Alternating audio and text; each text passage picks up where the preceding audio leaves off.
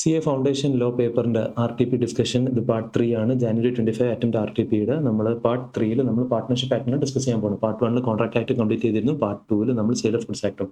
Partnership ആക്ടിലാകെ 4 ക്വസ്റ്റ്യൻസേ ഉള്ളൂ. So let's quickly discuss one by one. First question, what do you mean by partnership for a fixed period? Direct question. പിന്നെ continuing guarantee എപ്പോഴാണ് revoke ചെയ്യാൻ പറ്റുക? പാർട്ട്ണർഷിപ്പിൽ goodwill എന്ന് പറഞ്ഞാൽ എന്താ? പാർട്ട്ണർഷിപ്പ് ഒരു ഫിക്സഡ് പീരീഡ് എന്താ? പാർട്ട്ണർഷിപ്പ് നമുക്ക് പല രീതിയിൽ ക്ലാസിഫൈ ചെയ്യാൻ പറ്റും. ഒന്നുകിൽ പാർട്ട്ണർഷിപ്പ് അറ്റ് വിൽ ഉണ്ടാവാം, അല്ലെങ്കിൽ ഫിക്സഡ് പീരീഡ് ഉണ്ടാവാം. പാർട്ട്ണർഷിപ്പിൽ എൻ്റർ ചെയ്യുന്ന സമയത്ത് തന്നെ പാർട്ട്നേഴ്സ് പറയാണ് നമ്മൾ 5 വർഷത്തേക്ക് പാർട്ട്ണർഷിപ്പ് ഉണ്ടാവുള്ളൂ. ഒരു ഫിക്സഡ് പീരീഡിന് ക്രിയേറ്റ് ചെയ്ത് കഴിഞ്ഞാൽ that is known as partnership four fixed period. ആ പീരീഡ് കഴിഞ്ഞാൽ ഓട്ടോമാറ്റിക്കലി ടെർമിനേറ്റ് ആവും, ഡിസോൾവ് ആവും പാർട്ട്ണർഷിപ്പ്. റിമെമ്പർ, പാർട്ട്ണർഷിപ്പ് ആക്ട് പ്രകാരം പാർട്ട്ണർഷിപ്പ് ഒരു ഭയങ്കര ഫ്ലെക്സിബിൾ ആണ്. പാർട്ട്നേഴ്സ് തന്നെ ആ പീരീഡ് കഴിഞ്ഞിട്ട് കണ്ടിന്യൂ ചെയ്യാൻ തീരുമാനിക്കുകയാണെങ്കിൽ അവർക്ക് കണ്ടിന്യൂ ചെയ്യാം. അത് ഏതർ എക്സ്പ്രസ് ആയിട്ട് അല്ലെങ്കിൽ ഇംപ്ലൈഡ് ആയിട്ട് അവർ കണ്ടക്റ്റിലൂടെയൊക്കെ കണ്ടിന്യൂ ചെയ്യാം. അതർവൈസ് ആ പീരീഡ് കഴിഞ്ഞാൽ ഓട്ടോമാറ്റിക്കലി ഡിസോൾവ് ആവും. കണ്ടിന്യൂയിങ് ഗ്യാരണ്ടി എപ്പോഴാണ് റിവോക്ക് ചെയ്യാൻ പറ്റുക? കണ്ടിന്യൂയിങ് ഗ്യാരണ്ടി എന്താണ്? നമ്മളൊരു സീരീസ് ഓഫ് ട്രാൻസാക്ഷന് ഗ്യാരണ്ടി നിൽക്കുക. സീരീസ് ഓഫ് ട്രാൻസാക്ഷന് ചെയ്ത് കഴിഞ്ഞ ട്രാൻസാക്ഷൻസ് നമുക്ക് റിവോക്ക് ചെയ്യാൻ പറ്റില്ല. ഫ്യൂച്ചർ ട്രാൻസാക്ഷൻസ് നമുക്ക് റിവോക്ക് ചെയ്യാൻ പറ്റും. സെയിം കോൺസെപ്റ്റ് നമ്മൾ ഗ്യാരണ്ടി ടോപ്പിക്കിൽ ക്രെഡിറ്റർ, പ്രിൻസിപ്പൽ, ലെറ്റർ, ഷുവർട്ടി അവിടെ നമ്മൾ ഈ കോൺസെപ്റ്റ് പഠിക്കുന്നുണ്ട്. ഇത് കോമൺ റൂള്. പക്ഷേ റിമെമ്പർ ദ പോയിന്റ്, ഫേമിൽ എന്തെങ്കിലും ചേഞ്ചസ് സംഭവിച്ചു കഴിഞ്ഞാൽ പുതിയൊരു പാർട്ട്ണർ ജോയിൻ ചെയ്തു, പഴയ ഒരാൾ റിട്ടയർ ചെയ്ത് പോയി, ഇങ്ങനത്തെ കേസസിൽ future transactions guarantee, continue guarantee automatically revoke ആയി പോകും. That is regarding firm.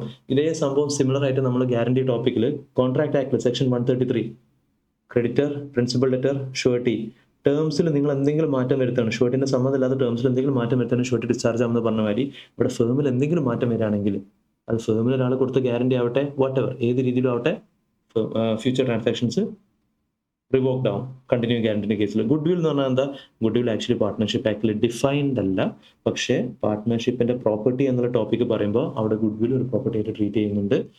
Intangible asset ആണ്. നമ്മൾ സാധാരണ ഗുഡ്വിൽ കാൽക്കുലേഷൻ അക്കൗണ്ട്സിലൊക്കെ നമ്മൾ പഠിക്കുന്നുണ്ട്. സിമിലർ കോൺസെപ്റ്റ് ആണ് ഇവിടെ ലോയിലും പറയുന്നത്. അതായത് സാധാരണ ഇതേ ഇൻഡസ്ട്രി വർക്ക് ചെയ്യുന്ന ഒരു ബിസിനസ് എത്ര പ്രോഫിറ്റ് ഉണ്ടാക്കിയോ അതിനേക്കാൾ കൂടുതൽ പ്രോഫിറ്റ്സ് നമുക്ക് ഉണ്ടാക്കാൻ പറ്റുന്നുണ്ടെങ്കിൽ ആ സൂപ്പർ പ്രോഫിറ്റ്സ് അതിന്റെ ബേസിലാണ് നമ്മൾ ഗുഡ്വിലിന്റെ കാൽക്കുലേഷൻ ഒക്കെ ഡിപ്പെൻഡ് ചെയ്യുന്നത്. That is one of the method. നമ്മൾ അക്കൗണ്ട്സിൽ പഠിക്കുന്ന സിമിലർ ഡെഫിനേഷൻ ആണ് ഇവിടെയും പറയുന്നത്. So partnership for a fixed period provision വെച്ചിട്ടുണ്ട് പാർട്ട്ണർഷിപ്പ് എഗ്രിമെന്റിൽ, കോൺട്രാക്റ്റിൽ. പാർട്ട്ണർഷിപ്പിന്റെ ഡ്യൂറേഷൻ സ്റ്റാർട്ടിംഗിൽ തന്നെ ഒരു പ്രൊവിഷൻ വെച്ചിട്ടുണ്ടെങ്കിൽ അതിന് നമ്മൾ പാർട്ട്ണർഷിപ്പ് ഫോർ ഫിക്സഡ് പീരിയഡ് എന്ന് പറയും. It comes to an end at the expiry of the fixed period. ആ പീരിയഡ് കഴിഞ്ഞാൽ ഓട്ടോമാറ്റിക്കലി പാർട്ട്ണർഷിപ്പ് തീർന്നു, ഡിസോൾവ് ആയി. കണ്ടിന്യൂയിങ് ഗ്യാരണ്ടി എപ്പോഴാണ് റിവോക്ക് ആവുക? Continuing guarantee to a firm, given to a firm or to a third party in respect of transaction of a firm. Firm നടത്തുന്ന ട്രാൻസാക്ഷൻസിന് ക്രെഡിറ്ററിന് വേറൊരാൾ guarantee നിന്നു. ഫേം ആണ് പ്രിൻസിപ്പൽ ലെറ്റർ എന്നുള്ള രീതിയിൽ. അല്ലെങ്കിൽ given to a firm, firm creditor ആണ്, ഫേമിന് ഒരാൾ ഗ്യാരണ്ടി നിന്നു. ഇതൊക്കെ എന്താ ഉണ്ടാവുക? In the absence of agreement to the contrary. ഇനി നമ്മൾ പറയാൻ പോണ നിയമത്തിന്റെ ഓപ്പോസിറ്റ് പറയാത്തോടത്തോളം കാലം revoked as to future transactions from the date of any change in the constitution of firm. ഫേമിൽ എന്തെങ്കിലും മാറ്റങ്ങൾ വന്നു കഴിഞ്ഞാൽ ഓട്ടോമാറ്റിക്കലി ഫ്യൂച്ചർ ട്രാൻസാക്ഷൻസ് റിവോക്ഡ് ആവും. എന്തൊക്കെയാണ് മാറ്റങ്ങൾ? ലൈക്ക് ഫോർ എക്സാമ്പിൾ ഡെത്ത് സംഭവിച്ചു, റിട്ടയർമെന്റ് സംഭവിച്ചു, അല്ലെങ്കിൽ പുതിയൊരു പാർട്ട്ണർ ജോയിൻ ചെയ്തു. ഈ കേസസിലൊക്കെ ഫ്യൂച്ചർ ട്രാൻസാക്ഷൻസ് ഓട്ടോമാറ്റിക്കലി റിവോക്ഡ് ആവും ഇൻ പാർട്ട്ണർഷിപ്പ്. സ്റ്റാർട്ടിംഗ് തന്നെ പറയുന്നത് unless there is a contract to contrary. ഇതിന്റെ ഓപ്പോസിറ്റ് റിവോക്ക് ആവില്ല എന്ന് എഗ്രിമെന്റിൽ പറയാത്തോടത്തോളം കാലം റിവോക്ഡ് ആവും. ഗുഡ്വിൽ എന്നുള്ള ടേം പാർട്ട്ണർഷിപ്പിൽ ഡിഫൈൻഡ് അല്ല. അത് goodwill of the business, partnership ഫേമിന്റെ പ്രോപ്പർട്ടി ആയിട്ട് ട്രീറ്റ് ചെയ്യുന്നത്. ഇതൊക്കെയാണ് കീവേഡ്സ് കേട്ടോ. ഡിഫൈൻഡ് അല്ല എന്നുള്ളത് എഴുതുക, അത് ഫേമിന്റെ പ്രോപ്പർട്ടിയാണ്.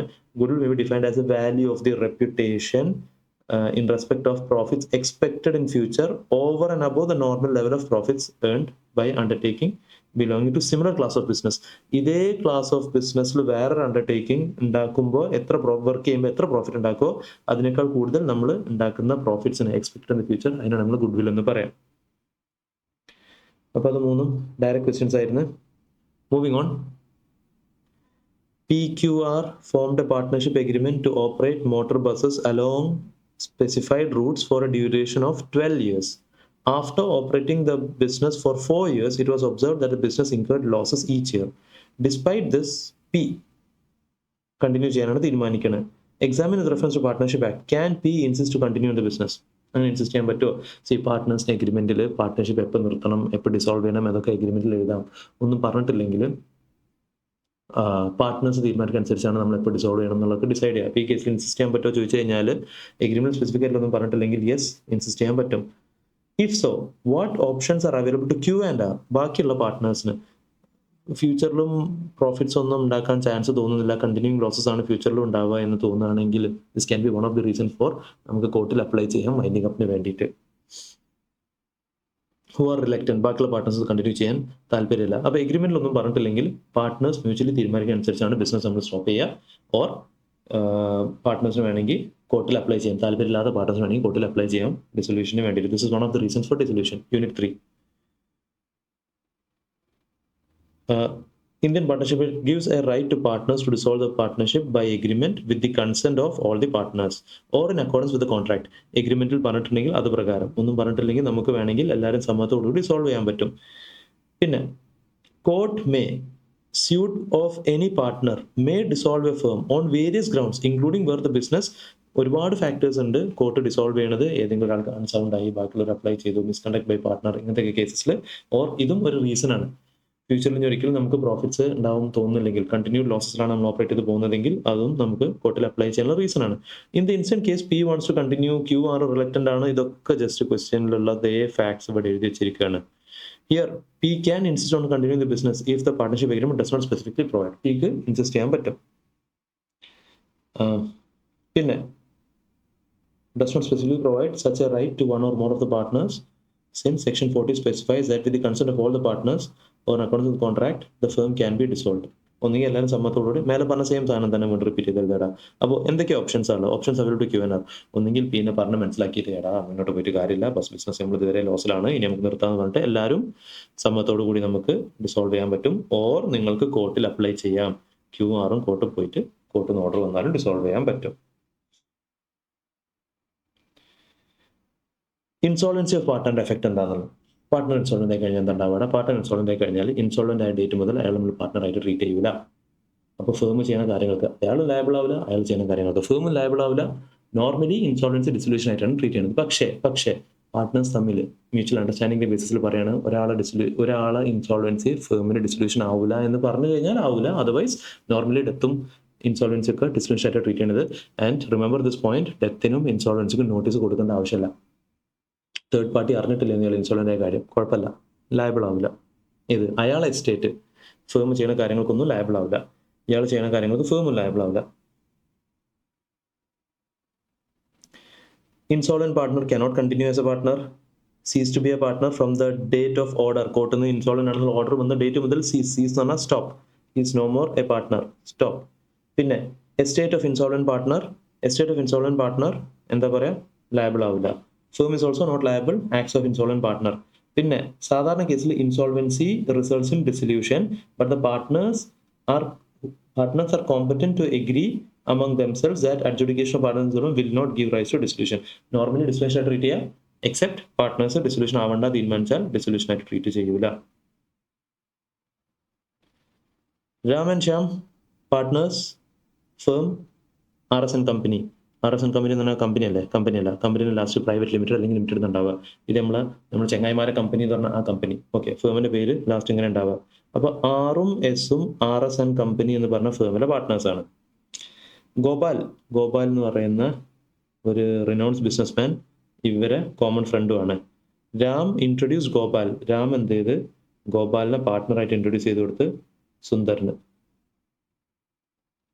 സുന്ദർ ഫേമിന്റെ സപ്ലയർ ആണ്. അയാൾക്ക് ഗോപാലിനെ പാർട്ട്ണറായിട്ട് ഇൻട്രൊഡ്യൂസ് ചെയ്ത് കൊടുത്ത്.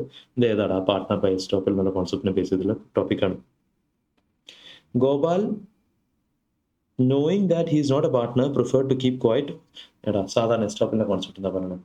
നിങ്ങളെ സ്റ്റേറ്റ്മെന്റ് കാരണം അല്ലെങ്കിൽ നിങ്ങളെ കണ്ടക്ട് കാരണം ഒരാൾക്കൊരു റോങ് ബിലീഫ് കിട്ടിയാൽ, ഇപ്പൊ ഇയാൾക്ക് ഈ റോങ് ബിലീഫ് കിട്ടിയാൽ, ഏത് ഗോപാൽ പാർട്ട്ണർ ആണെന്നുള്ള ഇയാൾക്ക് റോങ് ബിലീഫ് കിട്ടുകയാണ് സുന്ദറിന്. ഇഫ് അതിന് നിങ്ങൾ തന്നെ സ്വയം പറയണം, നിങ്ങളെ സ്റ്റേറ്റ്മെന്റ് ആണ് അതിന് കാരണം.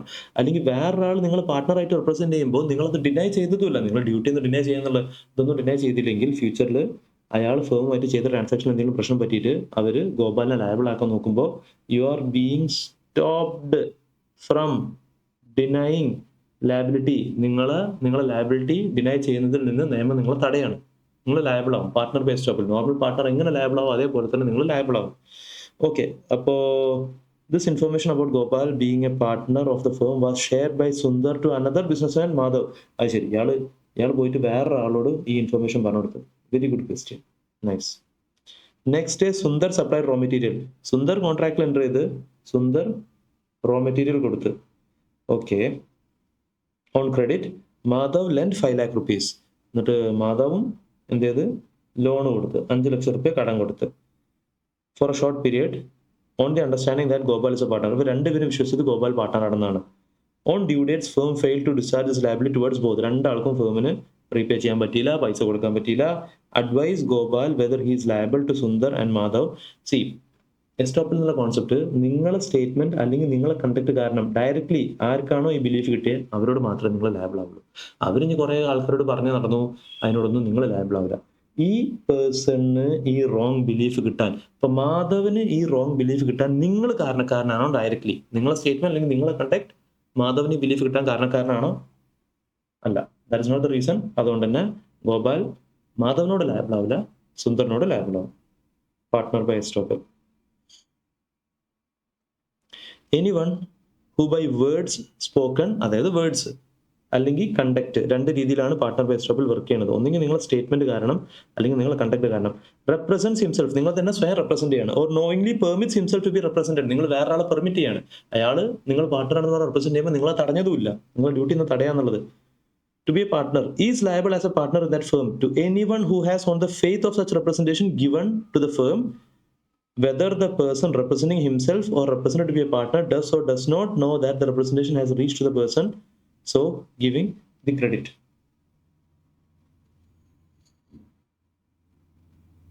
In the instant case, since Gopal allowed himself to be represented as a partner of firm, the third party acted on the belief and therefore Gopal is held liable. ഗോപാലാണ് നമ്മളെ ഇത് മറ്റേ ബിസിനസ്മാന്, പാർട്ണർ അല്ലാത്ത partner by estoppel allowed himself. Third party ആയിട്ട് belief Gopal is held liable to Sundar as he represent himself by the act to be a partner of RS. Oh ma'am, വെറുതെ കുറെ complications വെറുതെ ഉണ്ടാക്കണമായി. സ്റ്റേറ്റ്മെന്റ് കണ്ടക്ട് ഇതിലൂടെയും third പാർട്ടിക്ക് wrong belief കിട്ടിയാൽ കുറെ സാധനത്തിന് ഇവിടെ വീണ്ടും റിപ്പീറ്റേഷൻ എഴുതി മാറിയിട്ടു. അവർ Gopal is not liable to Madhav for the liabilities incurred by the firm. Information of Gopal being partnered with firm was shared by Sundar, which is not falling in the ambit എന്ന് പറഞ്ഞാൽ സ്കോപ്പ്. അതൊന്നും ഈ partner by എസ്റ്റോപ്പിന്റെ സ്കോപ്പിൽ പെട്ടതല്ല. Gopal directly കൊടുത്ത information അല്ലല്ലോ, അത് സുന്ദർ മാധവന് കൊടുത്ത information ആണ്. അതിന് ഗോപാൽ ലയബിൾ ആവില്ല.